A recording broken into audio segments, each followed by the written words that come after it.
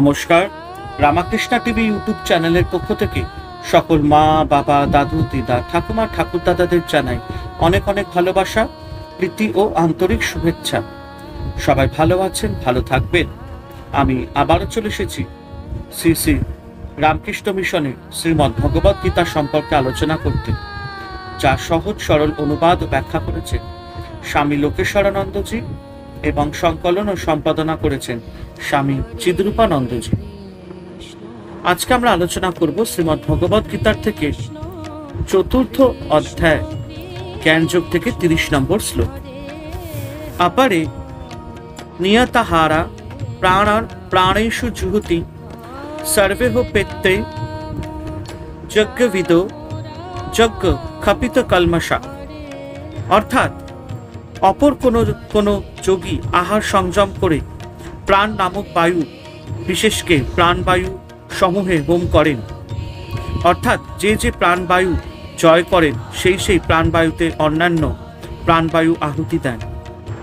এরা সকলেই যজ্ঞবিদ এবং তারা যজ্ঞের দ্বারা নিষ্পাপ হন। নিয়তাহারা, নিয়ত অর্থাৎ পরিমিত, আহার যারা করেন। যোগশাস্ত্র মতে উদরের 2 ভাগ অন্ন ও 1 ভাগ জল দিয়ে পূর্ণ করে। 4র্থ ভাগ বায়ু চলাচলের জন্য খালি রাখতে হয়। মনসংযমের জন্য যোগশাস্ত্র পরিমিতি আহারের উপর বিশেষ গুরুত্ব দিয়েছেন। মিতাহারী হয়েও কোনো যোগী প্রাণ নামক বায়ু বিশেষকে প্রাণবায়ু সমূহে আহুতি দেন। অর্থাৎ যে প্রাণবায়ুকে তিনি বশীভূত করেন সেই বায়ুতে অন্যান্য প্রাণবায়ুর আহুতি দেন। সেই সকল প্রাণবায়ু যেন সেই বশীভূত বায়ুর মধ্যে লয় হয়। ইন্দ্রিয়ের বৃত্তি প্রাণের অধীন। এই কারণে প্রাণবায়ু নিরুদ্ধ হলে এবং আহার সংকোচ দ্বারা ইন্দ্রিয়গণ দুর্বল হলে তারা স্ব বিষয় গ্রহণে অসমর্থ হয়ে প্রাণ সমূহে বিলীন হয়। এই সকল যজ্ঞ সমূহকে যিনি জানেন তিনি যজ্ঞবিদ। শুধু যজ্ঞের বিষয় বা নিয়ম জানেন তা নয়, তারা ওই সকল যজ্ঞের যথার্থ তত্ত্ব অবগত হয়। দৃঢ়ব্রত হয়ে ওই সকল যজ্ঞ অনুষ্ঠান করেন।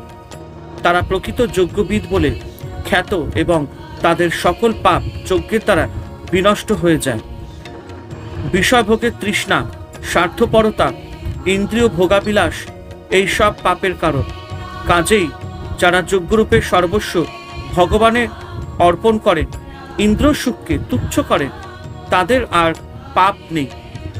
হরে কৃষ্ণ কৃষ্ণ কৃষ্ণ হরে হরে, হরে রাম রাম রাম হরে হরে।